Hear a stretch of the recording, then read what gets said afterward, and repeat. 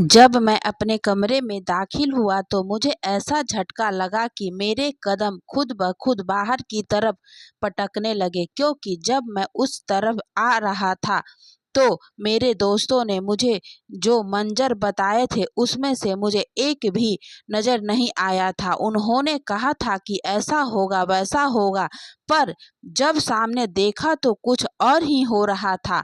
जैसे ही सामने देखा तो हैरान रह गया। मेरी दुल्हन तो ज़मीन पर झुककर अपनी दुल्हन के कमरे में जाने से पहले मैं अपने दोस्तों के साथ बैठा था।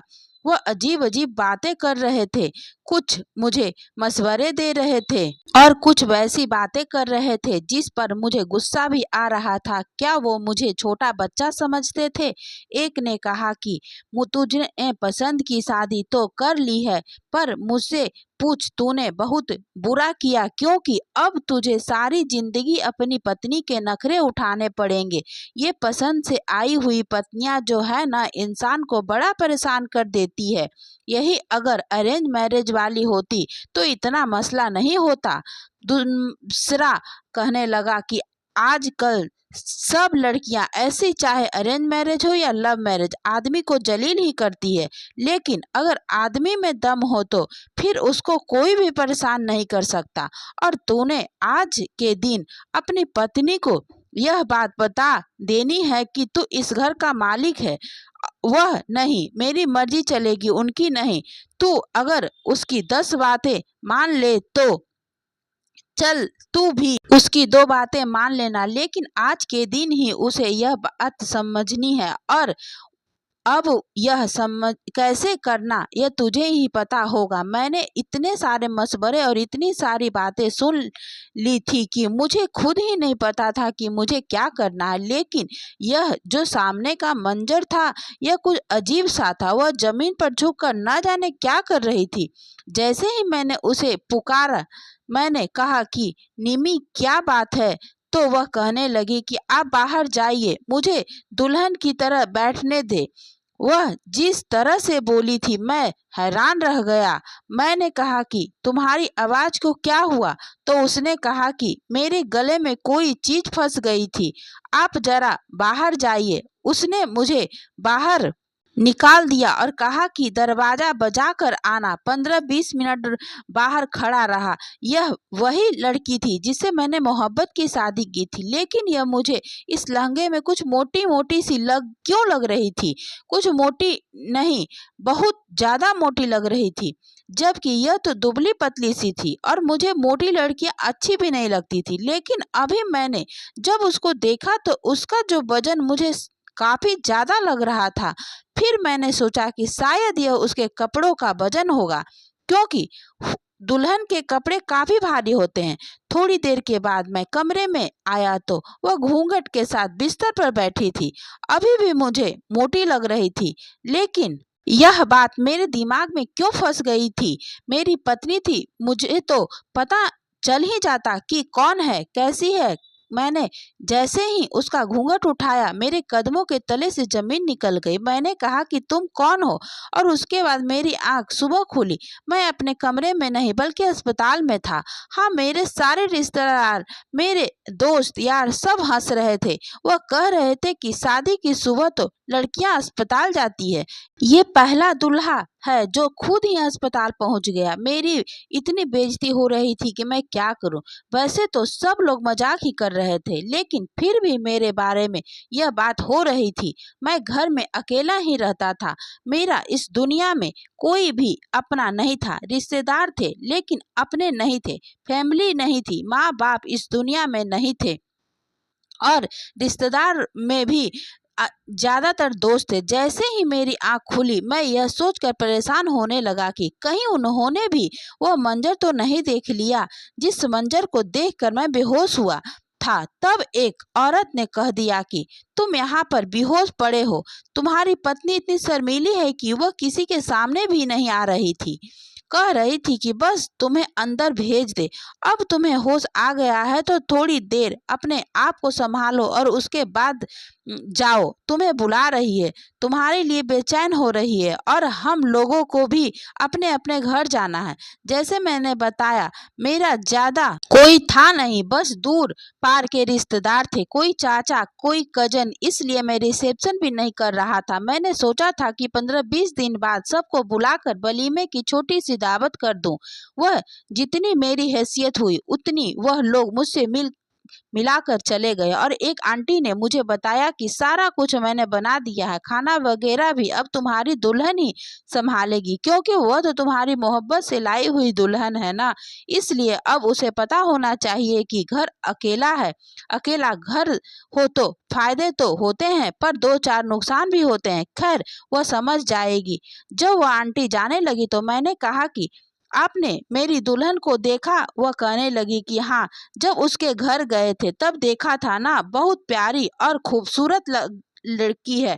क्योंकि तुम्हें क्या हो गया है? मैंने कहा कि नहीं आंटी, जब विदाई हो रही थी तो आप कहाँ थी? उसने कहा कि मैं वहीं पर थी। हमने उनको कहा कि विदाई दे दे। उन्होंने लड़की को घूंघट करवाया और कमरे से बाहर निकाला और उसके बाद गाड़ी में बिठाया। और तुम्हें तो पता है, सब कुछ ज्यादा धूमधाम से नहीं हुआ, सादगी से ही हुआ है, इसलिए रुखसती के वक्त कोई रस्म भी नहीं हुई, बस सीधे आकर गाड़ी में बिठा दिया था।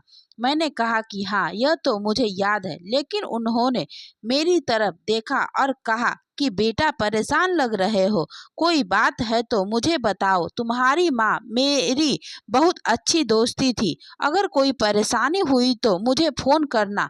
वह ज्यादा दूर भी नहीं रहती थी। उनका नाम आंटी नजमा था और मुझे लग रहा था कि मुझे वाकई मदद की जरूरत पड़ेगी। मैंने कहा कि जी, अगर मुझे कोई मदद की जरूरत हुई तो मैं आपको ही फोन करूंगा।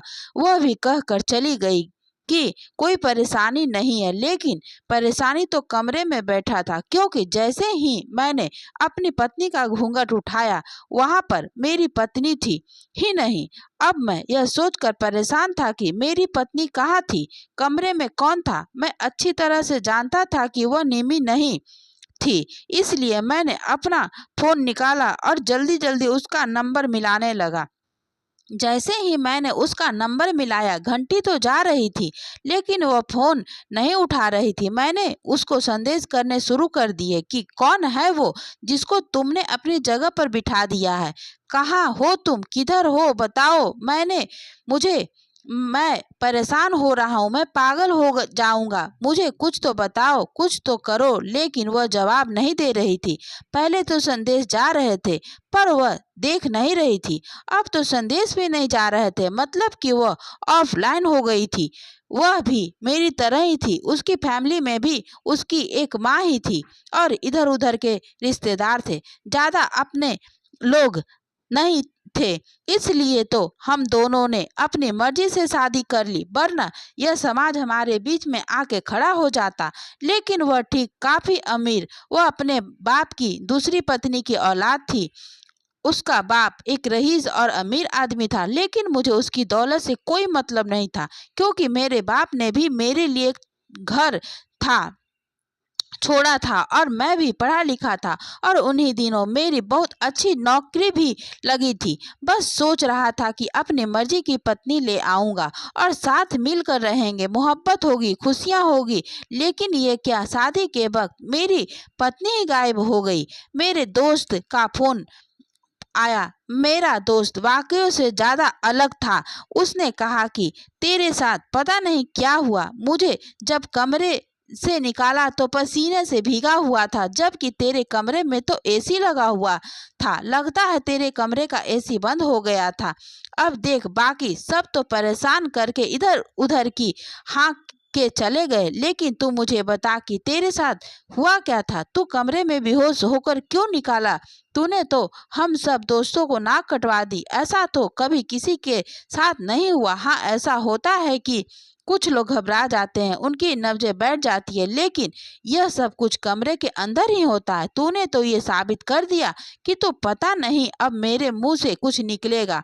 मैं वह लफ्ज नहीं बोलना चाहता, लेकिन क्या हो गया था तुझे? तेरी तो पसंद की शादी थी ना, तूने क्या उनकी पहली दफा देखा था जो तू इतना ज्यादा कंफ्यूज हो गया था। मैं अब उसको क्या बताता। मैंने सोचा कि जब तक मुझे खुद पता नहीं चलता कि मामला क्या है, मैं किसी को क्या बता सकता हूँ। इसलिए मैंने उनसे कहा कि अभी मैं बिजी हूँ। मैं कमरे में गया तो वह सामने बैठी थी। यह शुक्र था कि वह सबके सामने नहीं आई थी, वरना यह भांडा भी फूट जाता कि मेरी 20 साल की जवान जहाँ दुल्हन की जगह एक 60 साल की खाला बूढ़ी औरत यहाँ इस कमरे में आकर बैठी थी और मेरी पत्नी बनी बैठी थी। और उसने लहंगा भी पहना हुआ था। मुझे तो उसको देखकर ही अजीब सा लग रहा था। मैंने कहा कि कौन है आप और कहाँ यहाँ क्या कर रही हैं? निमी कहाँ है? उसने कहा कि मैं ही हूँ तुम्हारी पत्नी। तुम्हारी शादी तो मुझसे हुई है। मैंने कहा कि यह किस किस्म की बात कर रही हैं? मेरी शादी निमी से हुई है और हमारी शादी कोई अरेंज मैरिज नहीं बल्कि मोहब्बत की शादी हुई है। हमें पता है कि हम लोगों ने एक दूसरे से शादी की है। आपको हवा में तीर चलाते हुए शर्म नहीं आती? आप से इज्जत से बात कर रहा हूँ, आपकी उम्र का लिहाज कर रहा हूँ। मुझे बता दे कि निमी कहाँ है, क्योंकि अब उसका फोन भी बंद हो गया, आउट ऑफ रीच जा रहा है। कोई बहुत बड़ी गेम हो रही है मेरे साथ। इतना बड़ा धोखा वह कैसे कर सकती है? मैंने उसका क्या बिगाड़ा था? हम लोगों ने तो 1 साल के बाद शादी करने का फैसला किया था। 1 साल तक हम लोग अपनी शादी की और आने वाली जिंदगी के प्लान बनाते रहे और अब बीच में यह कहां से आ गई? उसने कहा कि देखो, मेरा नाम मालती है। मैंने कहा मुझे आपके नाम पते से कोई लेना देना नहीं है। मुझे यह बताएं कि मेरी पत्नी निमी कहाँ है जिसके साथ मेरी शादी हुआ था? उसने गहरी सांस ली और कहा तुम्हारा शादी भी मेरे साथ हुआ है और मैं ही तुम्हारी पत्नी हूँ। अब तुम जानो और तुम्हारी जिंदगी जाने। बार बार मुझसे एक ही सवाल करोगे तो इसका जवाब बदल नहीं जाएगा। इतना कहकर वह कमरे को साफ करने लगी और मैं हैरान रह गया। अब मैं क्या करता? इसका हाथ पकड़ के इसे बाहर निकाल देता, लोगों को बताता कि ये देखो मेरे साथ क्या हो गया। मैं सिर्फ इसी से पूछ सकता था या निमी से पूछ सकता था। निमी का नंबर बंद हो गया था और यह औरत मुझे सीधे मुंह कोई बात नहीं बता रही थी। मैं घर से ही बाहर निकल गया। अब इतनी बड़ी बात मैं अपने दिल में कब तक रख सकता था? लेकिन यह बात सबको बताने वाली नहीं थी। मेरे दोस्तों के फोन आने लगे। उन्होंने कहा कि अगर तू ठीक है तो हम तेरी और भाभी की दावत करना चाहते हैं। मैंने कहा कि नहीं, अभी मेरी तबीयत ठीक नहीं है और वह भी थोड़ी बीमार हो गई है, हम दावत में नहीं आ सकते। सबने कहा कि दावत तो अगले दिन ही होनी थी ना, तूने रिसेप्शन भी नहीं किया। हम करवा देते हैं तेरा रिसेप्शन, तो आ जा, दावत करते हैं। लेकिन मैंने कहा, बड़ी मुश्किल से टाल दिया। मैंने कहा कि नहीं, 1 हफ्ते बाद प्लान बनाएंगे। जबकि मुझे पता था कि अब 1 हफ्ते में यह मामला हल नहीं हुआ तो मैं 1 हफ्ते बाद भी नहीं जा पाऊंगा। क्या हो रहा था मेरे साथ? यह हो क्या गया था? निमी कहाँ थी? कहाँ चली गई थी? अचानक से कैसे गायब हो गई? ऐसे गायब हो गई जैसे कभी थी ही नहीं। कहीं मैं पागल तो नहीं हो गया था? कहीं मैंने इसी औरत को निमी तो नहीं समझ लिया था? यही तो वो औरत नहीं थी जिसके साथ मैंने मोहब्बत की थी और मुझे यही औरत निमी जैसे खूबसूरत लगती थी। क्या मेरा दिमाग इस हद तक खराब तो नहीं था? नहीं नहीं, ऐसा नहीं हो सकता था। मेरे माँ बाप इस दुनिया में नहीं थे, लेकिन इसका मतलब यह नहीं है कि मैं कोई पागल था। जब मैं वापस घर आया तो घर का माहौल देखकर मैं हैरान रह गया। क्या यह मेरा घर था? घर को इतनी अच्छी तरह से सजाया गया था, चमकाया गया था, साफ किया गया था कि मैं हैरान रह गया था। क्योंकि मैं यहाँ पर अकेला रहता था, मुझे तो ऐसे लग रहा था कि जैसे मैं घर में नहीं बल्कि जन्नत में आ गया हूँ। इतनी अच्छी खुशबू आ रही थी और एक खुशबू नहीं आ रही थी। एक तो घर की सफाई सुथराई की खुशबू थी और दूसरी खाने की खुशबू थी। जब से मैं बेहोश हुआ था उसके बाद से मैंने कुछ भी नहीं खाया था। सिर्फ आंटी ने मुझे एक जूस का गिलास ही पिलाया था। तो मुझे बहुत भूख लगी हुई थी। मैंने देखा तो ने सामने टेबल पर खाना लगा दिया था। यूं समझो कि खाना लगाया नहीं, खाना चुन दिया था। ऐसा लगता था कि कोई शाही दावत है। मैं हैरान रह गया। मेरा तो मूड था कि मैं ना तो इससे बात करूंगा और ना ही इसका बनाया हुआ खाना खाऊंगा। ये मुझे कहेगी कि खाना खा लो तो मैं कहूँगा कि मुझे भूख नहीं है और मुंह बनाकर कमरे में चला जाऊंगा। लेकिन जैसे ही उसने कहा कि खाना खा लो तो मैंने कहा कि हाथ मुंह धो कर आता हूँ। मैं हाथ मुंह धोने गया तो मेरा बाथरूम भी चमक रहा था। अरे बाथरूम से तो मुझे आज तक खुशबू नहीं आई थी, लेकिन यहाँ से भी खुशबू आ रही थी। उसने तो एक ही दिन में मेरे घर को जन्नत बना दिया था। खैर मैं बाहर आया और वो मेरे लिए खाना निकालने लगी। मैंने कहा कि मैं खुद ले लूंगा। जब मैंने खाना खाया तो मैं हैरान रह गया। इतना लजीज खाना! यह औरत थी या कोई जादूगरनी? क्या इसमें यह घर जादू से साफ किया था और यह खाना भी जादू से बनाया था? क्योंकि इतना लजीज खाना तो मैंने आज तक नहीं खाया था। मुझे वो दिन याद आया जब मैं और निमी एक कैफे में बैठे थे और वो कहने लगी कि मुझे तो खाना बनाना नहीं आता। मैंने कहा कि तुम मजाक कर रही हो, तो उसने कहा कि नहीं, मुझे खाना बनाना नहीं आता। मुझे खाना बनाने की क्या जरूरत है? घर में नौकरानी थी, वही खाना बनाती थी या फिर माँ बनाती थी। मेरा कभी इस तरफ ध्यान ही नहीं गया। मैंने कहा कि फिर खाना कौन बनाएगा, क्योंकि मेरे घर में भी और कोई औरत नहीं होगी। तो उसने कहा कि कर लेंगे कुछ ना कुछ। आजकल तो ऐसे ऐसे होटल हैं, अच्छे अच्छे खाने होते हैं, साफ सुथरा तरीके से बनाए जाते हैं। ऑन ऑर्डर कर लेंगे। थोड़ा बहुत मैं सीख लूंगी, थोड़ा बहुत तुम सीख लेना। कभी तुम बना लेना, कभी मैं बना लूंगी। मैंने उसे समझाया कि सीखने से वो वाले खाने तो नहीं बनाने आते ना, जो अच्छे वाले खाने होते हैं, जैसे निहारी बिरयानी, नरगिसी कोफ्ते। तो उसका कहना था कि वो खाने तो मेरी माँ को भी नहीं आते थे, तो मुझे किससे सीखती? यह तो शाही खाने होते हैं। लेकिन आज हमारे इस टेबल पर यही खाने पड़े हुए थे। मेरे इस बूढ़ी बीवी ने, जो मेरी बीवी ही थी, उसने नरगिसी कोफ्ते भी बनाए थे और निहारी भी, और बिरयानी तो लाजवाब थी। मैंने इतना पेट भर के खाना खा लिया कि मुझे लगा कि मेरी तबीयत ज़्यादा खराब खाना खाने की वजह से ही कहीं खराब ना हो जाए। इसलिए बाद उसने मुझे ग्रीन टी दी, पिलाई, और जब मैं कमरे में गया तो बिस्तर पर लेटते ही मुझे नींद आ गई। लेकिन बीच रात मेरी आंख खुल गई, ये सोच के कि कहीं वो मेरे पास तो नहीं लेटी। जब मैंने देखा तो वो मेरे पास नहीं लेटी थी, वो सोफे पर सो रही थी। मैं उठकर बाहर चला गया। उसने सारे बर्तन भी धो दिए थे और बावर्ची खाना भी साफ कर किया था। सुबह नाश्ता भी मुझे ऐसा ही मिला। मेरे सारे कपड़े भी धुले पड़े थे और इस्त्री भी हुए पड़े थे। एक हफ्ते के अंदर उसने मेरी इतनी खिदमत की थी ना, अच्छे अच्छे खाने बनाए, इतने अच्छे नाश्ते बनाए कि मैं हैरान रह गया। और मैं दिल में एक यह सोचने लगा कि कहीं से निमी वापस आ जाए और इस औरत को हम लोग घर संभालने के लिए रख ले। अगर ये कहेगी कि मुझे 50,000 तनख्वाह चाहिए तो मैं उसे 50,000 तनख्वाह भी दे दूंगा। लेकिन मेरी निम्मी कहाँ है? मैं बार बार उसका नंबर मिला रहा था, बार बार उससे राबता करने कोशिश कर रहा था। मेरे पास जो भी रास्ते थे मैंने सारे इस्तेमाल कर लिए थे। यहाँ तक कि मैंने ईमेल भी किया, नंबर पर भी बात करने की कोशिश की, लेकिन न जाने वो कहाँ गायब हो गई थी। मैंने दोबारा से इस औरत से पूछने की कोशिश की कि ये सब क्या है, मुझे बता दो। उसने कहा कि आप जितनी दफ़ा भी पूछेंगे मेरा जवाब नहीं बदलेगा, इसलिए बार बार मुझे इम्तिहान में न डालो। एक बात थी कि वो बीवियों की तरह घर भी साफ कर रही थी, खाने भी बना रही थी, मेरे कपड़े भी सेट कर रही थी, लेकिन इससे ज़्यादा कुछ नहीं चाह रही थी। वो अपना हक नहीं मांग रही थी, मुझसे नहीं मेरे पास आ रही थी, ना मुझसे कोई ऐसी वैसी बात कर रही थी।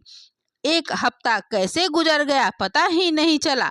मेरे दोस्तों ने फिर से दावत का शोर डाल दिया। मैंने कहा कि नहीं आ सकता तो वो ही अचानक से मेरे घर आ गए। उन्होंने धावा बोल दिया।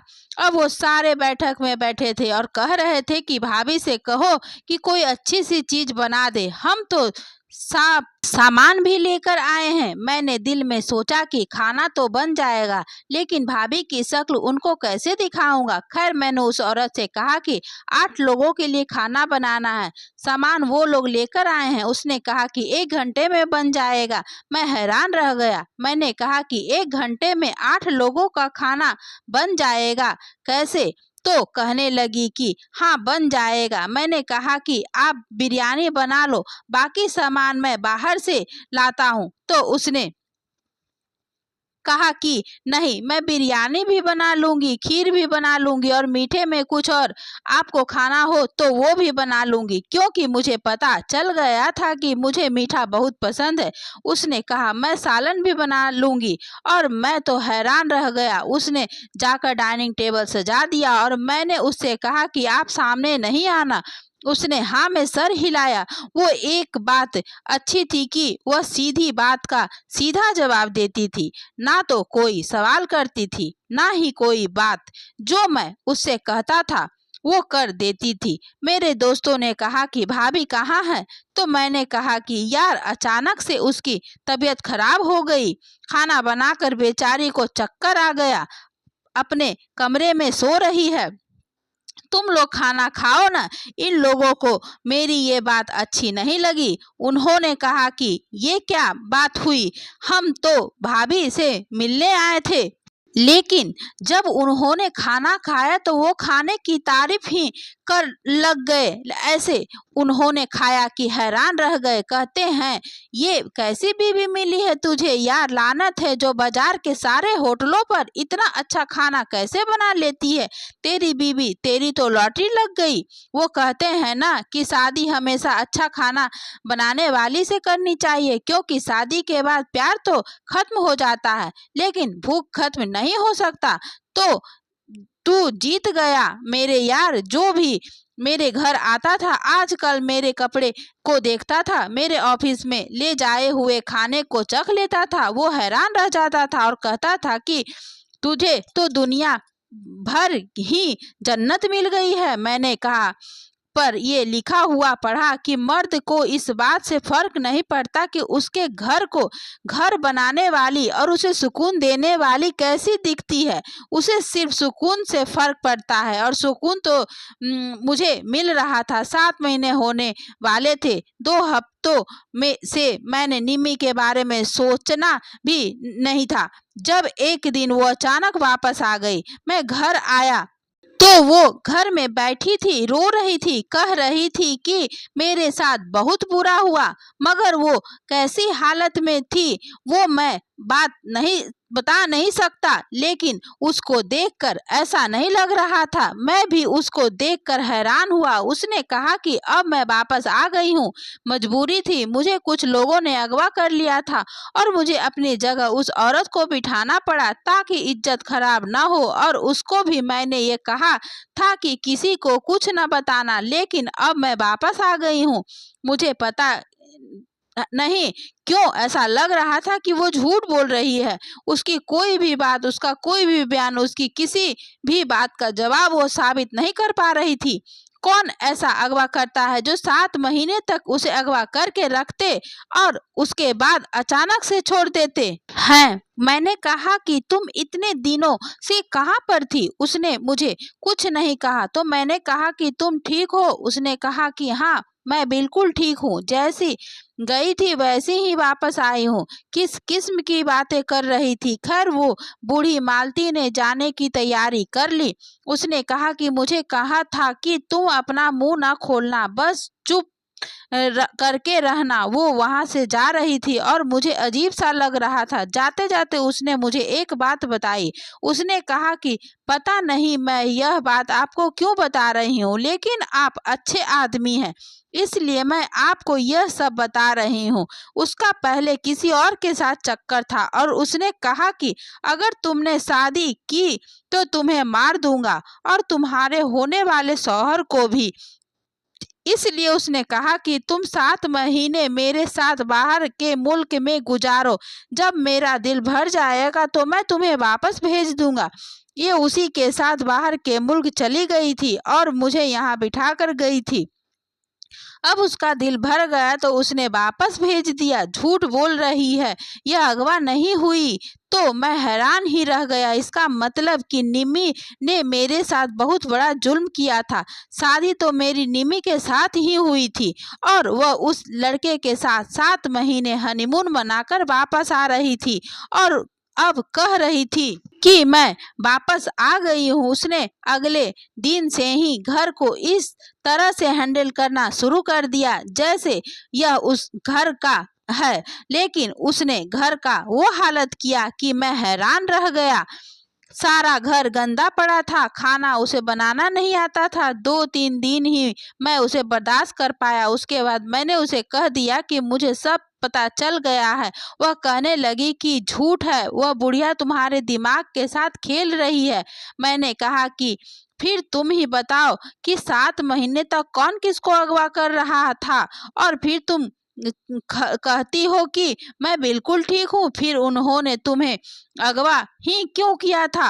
वह जब उसको तुमने कुछ चाहिए ही नहीं था। पहले तो वह इनकार करती रही, लेकिन फिर मान गई और उसने कहा कि तुम्हें आजकल कोई भी लड़की ऐसी नहीं मिलेगी जिसका कोई पास्ट ना हो। मेरा भी पास्ट था, लेकिन मैं उस पास्ट को निपटा के आई हूँ और ऐसे नहीं आई हूँ। मेरे पास बहुत सारे पैसे हैं। उसने मेरे अकाउंट में बहुत सारे पैसे डाले हैं। यूँ समझो कि हम फिर से पूरी दुनिया की सैर करने जा सकते हैं और अब मैं तुम्हारी हूँ। मैंने कहा कि हाँ, मुझे शायद कोई ऐसी लड़की ना मिले जिसका कोई मर्जी ना हो, लेकिन मेरा कोई मर्जी नहीं है। मर्द होकर मेरा पता साफ है, तो फिर मैं तुम्हें कैसे कबूल कर सकता हूँ। उसने कहा कि तुम क्या करोगे? उस मालती से शादी करोगे? मैं खामोश हो गया। जैसे औरत की खामोशी कभी कभी हाँ होती है, ऐसे ही मर्द की खामोशी भी हाँ हो सकती है। मैंने निमी से जान छुड़वा ली और उससे अपने रास्ते अलग कर लिए, लेकिन अभी मुझे यह नहीं पता था कि मैं मालती से शादी करूं या नहीं, क्योंकि वह घर को संभालने में बहुत अच्छी है। लेकिन एक औरत को हम सिर्फ घर संभालने के लिए तो नहीं लाते। अब मुझे आप लोगों की मशवरा की ज़रूरत है। आप लोग मुझे बताइए कि मैं क्या करूं। मुझे यह भी पता चला है कि वो औरत बड़ी मजबूर है। उसने यह सब पैसों के लिए किया था, क्योंकि उसका इस दुनिया में कोई नहीं था और यहाँ से वह किसी के घर नहीं बल्कि महिला आश्रम गई है, क्योंकि पहले भी वहीं रहती थी। निमी उसे वहीं से पकड़ कर लाई थी। अब तो वह भी उसकी मदद नहीं करेगी, क्योंकि उसने अपना मुंह खोल दिया। अब मुझे आप लोगों के मशवरा की सख्त ज़रूरत है। मुझे बताइए कि मैं इस औरत से शादी कर लूं या फिर उसकी मदद करने के लिए कोई और कदम उठाऊं। अपना मशवरा मुझे जल्द से जल्द लिख कर भेज दीजिए, बताइए, ताकि मैं फैसला कर सकूं। दोस्तों, उम्मीद करती हूं आपको हमारी कहानी पसंद आई होगी। कहानी पसंद आई हो तो वीडियो को लाइक करें, चैनल पर नए हैं तो चैनल को सब्सक्राइब करें। धन्यवाद दोस्तों।